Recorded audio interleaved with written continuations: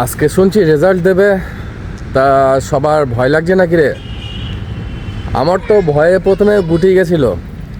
তা ভয় সবার পাওয়ারই কথা, কিন্তু বেশি ভয় পেয়ে কি কোনো কি লাভ হবে? দেখো বন্ধু, এইমাত্র আমি খবর পেলাম একটা কাট অফ মার্কস ভাইরাল হয়েছে, যেখানে এসসি এসটি ওবিসি জেনারেল সমস্ত ক্যাটাগরির কাট অফ মার্কস দিয়েছে আর কি। তো সেখানে যেহেতু আমি এসসি ক্যাটাগরির মধ্যে পড়ি, তো এসসি ক্যাটাগরিতে সেখানে 39, খুব সম্ভবত 39 গেছে হচ্ছে তার কাট অফ মার্কস। তো এটা আমি পেয়েছি, এখন অবশ্য ইউটিউবেও সেটা পাওয়া গেছে এবং খুব নিয়ারেস্ট একটা বন্ধুর থেকে পেয়েছি। তো এটা সত্যি কি মিথ্যে বলতে পারবো না, তবে 39 এসসিতে মনে হয় একটু বেশি হয়ে যাচ্ছে।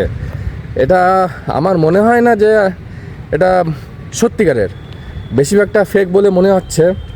তো আপাতত যেটা বোঝা যাচ্ছে যে কি রেজাল্ট আজকে দেওয়ার সম্ভাবনা খুব বেশি।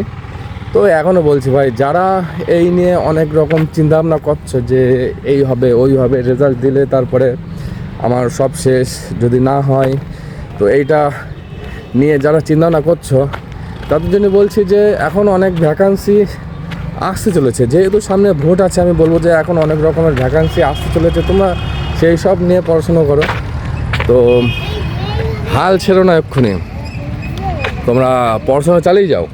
ও চলো দেখা যাক, রাত্রে যদি রেজাল্ট দেয় তো আপডেট দেবো।